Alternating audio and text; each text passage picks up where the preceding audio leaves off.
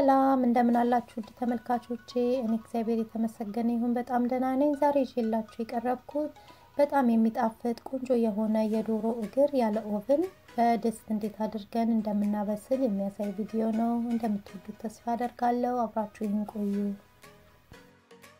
ለመስራት እንግዲህ የዶሮ እግር ያስፈልገናል 8 የዶሮ እግር ነው የተጠቀምኩት በደንብ አጥቤ እንዲያዘጋጅቻለሁ የተጠቀምኳቸው ቅመሞች አንዳንድ የሻይ ማንኪያ ጨው ቁንዶበርበሬ የነጭሽንኩርት ዱቄት በርበሬ የድንብላል ዱቄትና ከሙን አንድ የሾርባ ማንኪያ ማዩኔዝ ወይም ደግሞ እርጎ መጠቀም ይቻላል አንድ የሻይ ማንኪያ የቲማቲም ድልህና 6 የሾርባ ማንኪያ ዘይት ነው የተጠቀምኩት ቅመሞቹን ጎድጓዳ ሳህን ውስጥ ገለብጣቸዋለሁ ከዛም ዘይቱን ማዮኔዙንና የቲማቲም ድልሁን ጨምርና በደንብ አርጌ አዋህደዋለሁ በማዮኔዙ ፋንታ እርጎ ከሆነ የምትጠቀሙት ምንም ፍሌቨር የሌለው እርጎ ተጠቀሙ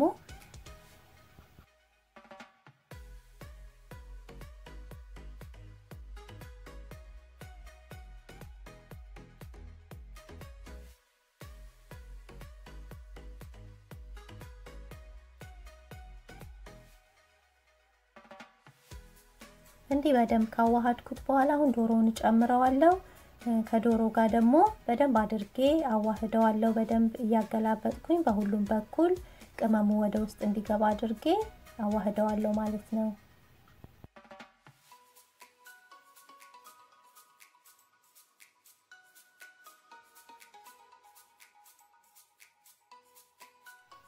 ዶሮውን እንዲህ ከቀመምነው በኋላ ከፈለግን ወዲያው ማብሰል እንችላለን ጊዜ ካለን ደግሞ 2-3 ሰዓት ቀመመነው ማስቀመጥ እንችላለን እንዲሁም ደግሞ ፍሪጅ አሳድረንም ለንጋታው ማብሰል እንችላለን ማለት ነው ያው እንደፈለግን አድርገን ብናበስለው የሚጣፍጥ በጣም የሚጣፍጥ ቆንጆ ዶሮ ነው የሚሆነው የማበስልበትን ድስት የመጋገሪያ ወረቀት አድርጌበታለሁ እና ዶሮውን እዛ ላይ ገለብጣዋለሁ ምንም ቅመም ሳህኑ ላይ እንዳይቀር ሁሉንም ዶሮ ላይ ጨምራዋለሁ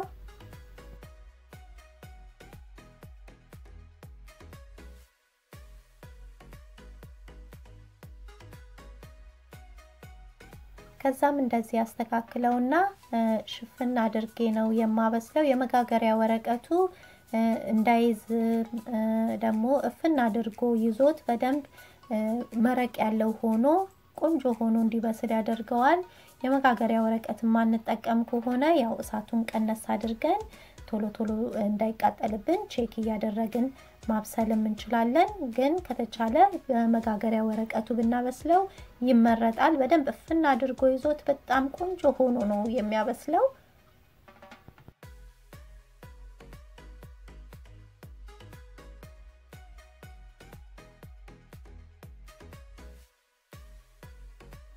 ከዛም ከድኜ በመሐከለኛ እሳት ሚዲየም ሂት ላይ አድርጌ አበስለዋለሁ ያው በመሃል አንዴ ወይ ሁለቴ ቼክ አደርገዋለሁ ማለት ነው 30 ደቂቃ አብስዬው ተመልሻለሁ እንዲህ ፍና አድርጎ ስለሚይዘው መረቅ ያለው ነው የሚሆነው ስጋው ግን በጣም ልስልስ ያለ ስጋ ነው የሚሆነው በኦቨን ከምንሰራው ይሄኛው በጣም በቃ ልስልስ ያለ ስጋ ሆኖ በጣም ቆንጆ ሆኖ ነው የሚበስለው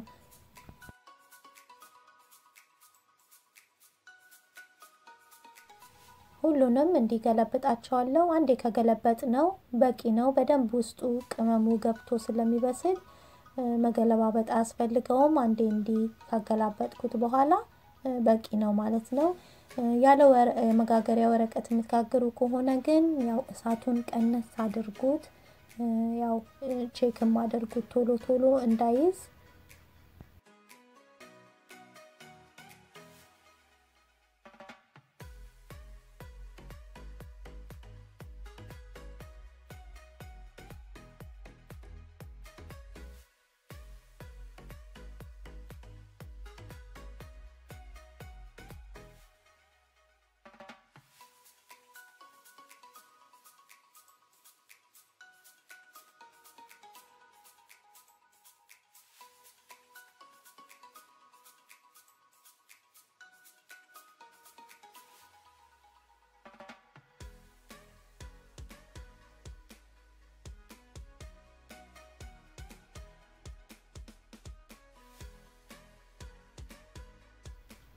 እንዲህ ሁሉንም ከገለበጥኳቸው በኋላ ድጋሚ ሸፍኜ 30 ደቂቃ የሚሆን ደግሜ ያበስለውና ይበቃዋል ማለት ነው።